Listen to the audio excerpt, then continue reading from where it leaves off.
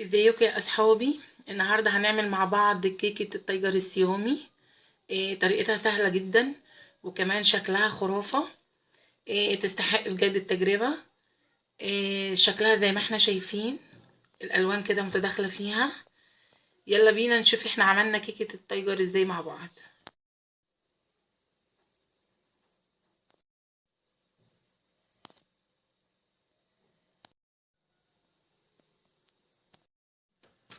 انا عندي هنا في الخلاط حطيت 3 ارباع كوبايه زيت، او 3 ارباع كوبايه سمنه نباتي سايحه. حطيت كمان كوباية ونص سكر عادي اللي هو الحبيبات العادي. كمان هنضيف كوباية وربع سيفن او فانتا. ما ينفعش عصير، العصير هنا هيتقل الكيك معانا. وكمان هنضيف نص معلقة صغيرة فانيليا او بشر برتقان. كمان خلطتهم كويس في الخلاط وهنكمل بقية المقادير. هنا بعد ما خلطتهم كويس مرتين تلاتة كده في الخلاط عشان تطلع العجينة هشة معانا، عندي هنا في طبق غويط انا حطيت 3 كوبايات دقيق منخولين مرتين كمان عشان نطلع كل الهواء اللي فيهم، وضفت عليهم بيكو كيك شيف مش بيكنج باودر. البيكنج باودر هنا هتغمق الكيك معانا، وغير كده كمان هي فيها محسن.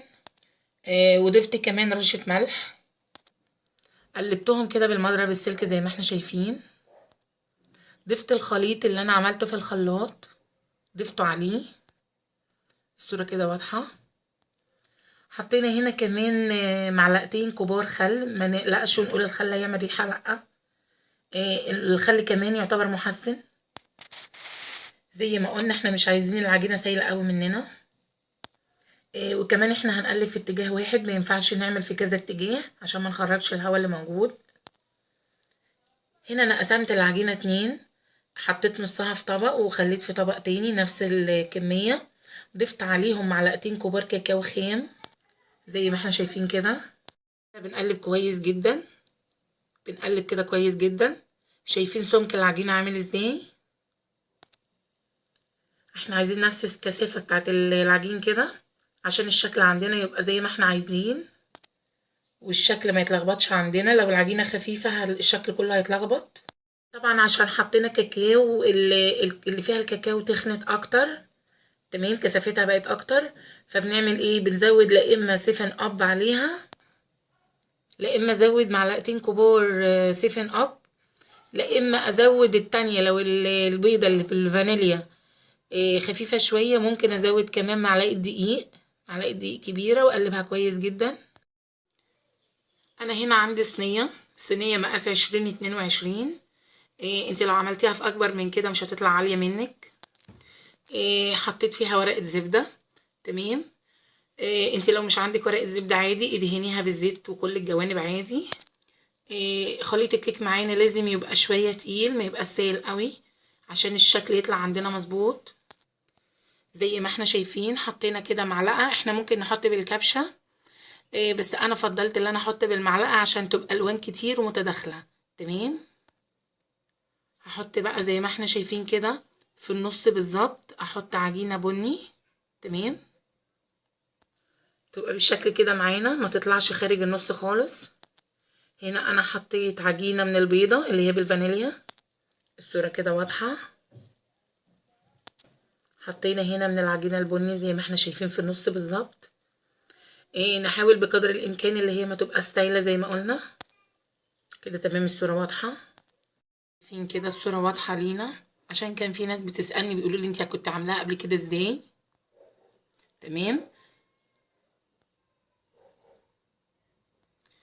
هنا عندنا عيدان الشيش تاووك، تمام، او ممكن عود خلة او سكينة نظيفة. اهم حاجة بعد ما نعمل كده تتنضف على طول بأي منديل، تمام، من بره لجوه، وبعد كده نمسحها زي ما اتفقنا.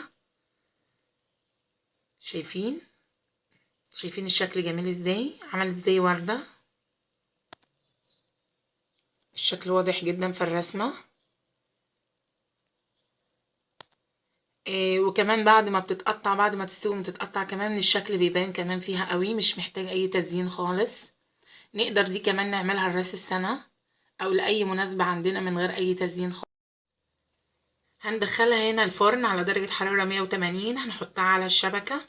تمام. هتقعد في حدود من 40 ل45 دقيقة تقريبا. بعد ما يمر عليها في الفرن 35 دقيقة، ممكن نهدي النار عليها كمان شوية لغاية 45 دقيقة. وبعد ال45 دقيقة بنختبرها بخلة أسنان كده أو بعود خلة أو بطرف سكينة. لو طلعت السكينة نظيفة يبقى كده استوت. لو طلعت السكينة فيها عجين يبقى نسيبها كمان شوية. هنا كيكة التايجر استوت معانا، شايفين لونها والألوان زي ما هي، مفيش أي حاجة اتغيرت. العجينة لو كانت طرية قوي معاكي أو سايلة قوي معاكي، عادي ممكن تتقليها شوية بمعلقة دقيق، أو لو هتعملي اللي هي بالكاكاو تتقلي شوية معلقة كاكاو عادي، بحيث اللي هي ما تكونش سايلة قوي منك ولا سايلة ولا تخينة قوي. هنا كمان بعد ما قطعت منها، شايفين عاملة ازاي من جوه، الشكل المخطط باين قوي من جوه كمان. حلوة جدا مع كوباية الشاي الصبح او بالليل، حلوة جدا. تغيير شوية عن الروتين الفول والطعمية. يا رب الطريقة البسيطة بتاعت كيكة التايجر ستيومي دي تكون عجبتكم. ان شاء الله كمان احنا خلاص داخلين ان شاء الله على العيد ووصفات العيد هننزلها من يوم 15 في الشهر زي ما قلنا. وكمان هنزل حاجات للنظافة، وكمان هنزل حاجات للعناية بالبشرة وللشعر في فصل الشتاء طبعا. يا ريت نعمل سبسكرايب للقناة، اللي لسه ما اشتركش في القناة يا ريت ينورنا باشتراك. وكمان عايزة اسمع ارائكم في الوصفات. يا رب عقبال كل فيديو واحنا دايما مع بعض. اشوفكم دايما على خير. باي باي.